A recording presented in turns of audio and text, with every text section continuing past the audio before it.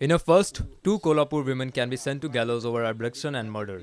Two Kolhapur women were sentenced to death in 2001 for kidnapping 13 children and killing 9 of them.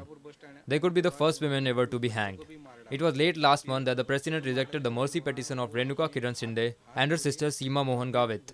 Renuka and Seema partnered with their mother Anjani Bai Gavit to kidnap the kids and push them into begging and killing them after they failed to be productive. They are currently lodged at the Yerwada jail in Pune. Anjani Bai passed away during the trial.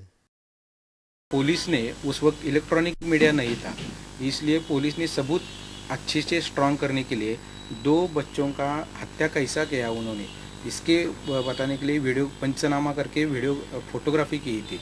ये जो है ये Pallavi laws है, इसमें ये हत्यारीन बहनें और उनकी माता आई थी। ये संतोष नाम का एक लड़का था, उनको लेकर आई थी। ये कमरा नंबर 203 में वो ठहरी थी, ये संतोष को लेकर। फिर उसके बाद उसी रात जब ये ठहरी थी, उसी रात अंजना बाई ने उस संतोष को अपने गोद में लिया और ये दो बहनें ऐसे बेड पर बैठी थी और अंजना बाई ने संतोष को मार डाला उधर। फिर उसके बाद वो उसके होटल के पास ही एक उषा चित्र मंदिर करके टॉकीज़ है, फिल्म थिएटर है, उसमें गए थे।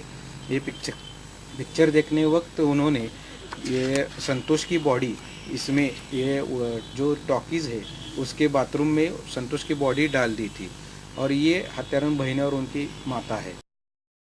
The sister, their relatives, the legal remedies cell of the Supreme Court and also the District Court have been informed about the rejection of their mercy plea. While awarding the death sentence, Judge G.L. Yedke in 2001 has described the 9 kids' murder as the most heinous. दोनों बहनें और उनकी माता ने 9 बच्चों को अपहरण करके बहुत बेरहमी से कत्ल कर दिया था। मतलब जब बच्चा रोने लगता था तो रोने की वजह से अंजना बाई गावित का दिमाग घूम जाता था और दिमाग घूमने के बाद वो बच्चों को दीवार पर पटक पटक कर मार देती थी, ऐसा पुलिस तपास इन्वेस्टिगेशन में सामने आया था। Statistics reveals there are currently 24 convicts on death row in Maharashtra.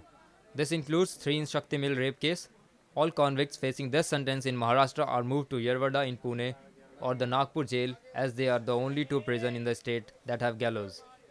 Government statistics claims that only 52 people have been executed since independence. However, research by People's Union for Civil Liberties indicates that actual number is much higher. There meanwhile is no record of a woman execution so far. Powered by NNIS.